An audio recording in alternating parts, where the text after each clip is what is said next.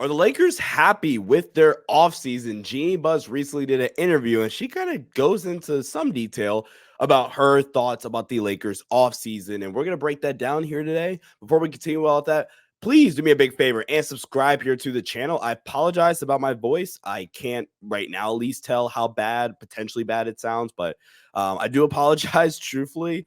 Weird time of the year with like sinuses and congestion. Throat normally gets weird around this time of the year. But thank you guys so much once again for the support. If you are new, please hit that like button and subscribe here to the channel. We're trying to hit 10,000 subscribers by the time the season starts. And also make sure you guys leave a comment down below. What content you guys want to see from me this upcoming season? More about that at the end of the video. We'll talk about that a ton at the end. But Jeanie Buss, in a recent interview on a LA Sports Radio, Petrus and Money, I hope I'm pronouncing that correctly, on AM 570 LA Sports Radio, had this to say about the Lakers offseason. She hasn't really talked about this at all this summer. Lakers higher ups have been fairly quiet with kind of their thoughts on this offseason, but this is what Jeanie had to say. She said this: "I'm excited about our new coach, JJ Redick, and I can sit here and tell you how great it's going to be basketball wise. But I really want the opportunity just for the team to play basketball, and that will tell the story. But we're excited about our draft picks, Don Connect, who we didn't think would be available at the 17th pick. And of course, Bronny James, who played at USC. So we're excited about our young guys." So to kind of recap, if you for some reason missed this Lakers offseason, they obviously, like Jeanie described, they fired Darvin Ham at the end of last season after losing to the Denver Nuggets in the first round in 5 games. Then after an incredibly drawn out like coaching hiring process where I felt like outside of the 3-day window where the Lakers were really interested all of a sudden in Dan Hurley, outside of that, it felt like it was, pretty much JJ Redick from the start, in my opinion, at least. And that felt like their guy, which is why I really hate how like dragged out the process was. And then they re-signed Max Christie to a 4-year, $32 million contract. They get a steal in Don Connect, in my opinion, who, like Jeanie details, they did not think would be there at 17. For context, I had Don Connect. I want to say it's my 11th highest graded player on my board. I had him as a true lottery guy. And then you get Bronny James in the second round. They do lose Taurean Prince and Spencer Dinwiddie, but that's essentially the Lakers offseason because they were pretty, restrained. They also extended LeBron James too. That's also obviously a pretty major big deal, but they were pretty restricted because of it's their own doing. Like they gave player options to Cam Reddish, Jackson Hayes, and Christian Wood last offseason, 2 of those 3 for absolutely no reason. So that limited some of their ability to do stuff on the market this summer because they had those roster spots filled already essentially.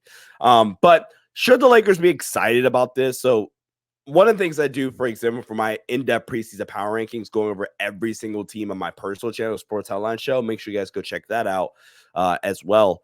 I love to dive into like kind of the offseason stuff, get my more in-depth analysis, and I'll do that a little bit here for the Lakers, and then when we get to the Lakers episode in that series, I'll do it there too. I really, really think that the Lakers are essentially saying with this summer, look, and this is not me basically saying that this is the right approach or, right or wrong or whatever. This is more so I'm kind of trying to get in their minds, and to a very, very, very small degree, I can maybe understand it. And it's that, look, when we were healthy, we went to the Western Conference Finals. And when we went to the Western Conference Finals, we ran into this team that at the time was very much better than us, but we just got severely outcoached. Same thing happened this year. We weren't as healthy, but our 2 best players were healthy. We ran into that same team again this time in the first round, and through a 5-game series, if we had like competent coaching or if we were healthy, one of those 2 things, for being completely honest, like moves in your favor, along with 2 buzzer-beating game winners, that's at least a 3-2 series favoring the Lakers. So I say all that to say, putting myself in their shoes right now, I'm going to guess, give a very, very educated guess that their mindset is, look, we've either over the past 2 years had awful coaching in the playoffs or we've been severely banged up. And both of those things are true to a certain extent. But I do think to maybe lesser extent, I do think they are ignoring some of the roster holes here. Like, I get it. Connect is a steal. I'm never going to complain about that pick, but you really pigeonholed yourself into this roster by giving three, player options last summer, because now you are so limited in the ways that you can upgrade in the summer to where, specifically like with the backup big spot, for example, let's say I'm fairly confident Christian Wood can kind of like maybe reestablish himself.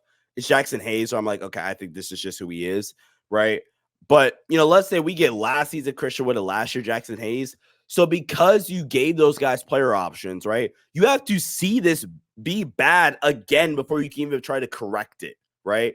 Where if you don't give them player options, or if you do different things with trades or things like that, you're able to just have more flexibility with your roster construction.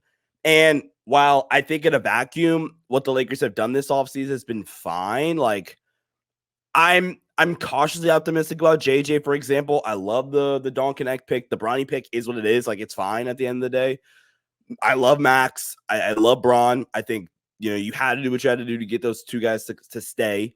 So, like, in a vacuum, it's a fine offseason, but I think the Lakers are heavily relying on their health improving, the continuity of the roster, which is such a overrated, like, word now. Like, continuity is important until it's not. And like, for example, having the same group of 8 players for 3 straight years is cool and all. When 3 of them prove that they're not playoff caliber players, then I mean, why are we like so hell bent on this continuity concept? You know what I'm saying? So I think that they have a fun 7 that I think they like, or 8 now, with Braun, AD, Austin, D'Lo, Rui, Vando, Max now. So they have a fun 7.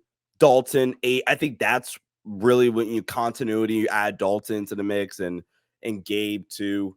And you have a fine team, but I just have worries about, like, okay, cool. We have the same group, we have continuity, if you will, right? But multiple of those guys have proven they're not the most playoff guys, if that makes sense.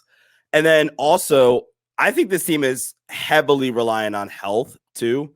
And I know the immediate reaction to that is, well, Sean, isn't the whole league relying on health? Yes, but last season, the fact of the matter is you were incredibly lucky with health with your star players. If we really quickly pull up some stats here from the regular season, your 4 best players, LeBron James, 71 games, Anthony Davis, 76 games, D'Angelo Russell, 76 games, Austin Reeves, 82 games. Then Taurean Prince, 78 games, Rui Hachimura, 68 games.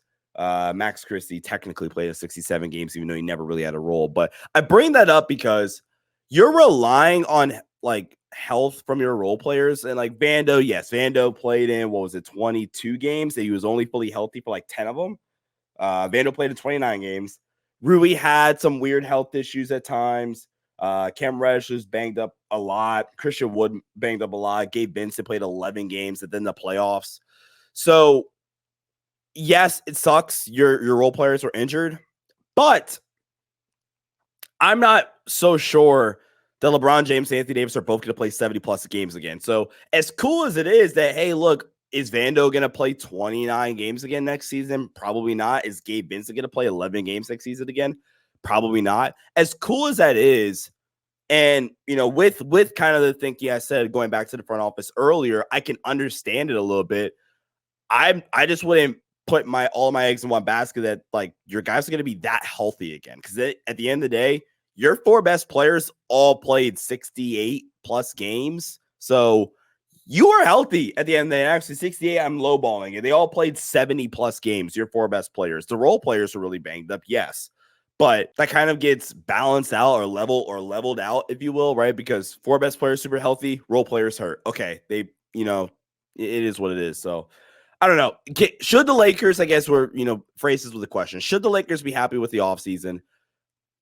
Yes and no. Like, for what they did, I think those are all in a vacuum pretty solid, acquisitions or extensions and things of that nature. I think they all provide reasons for optimism and reason to be excited. But I'm still not entirely sure that this team addressed the biggest needs that they have heading into next season. And I think that this team is essentially saying, hey, look, we like our guys that we brought in.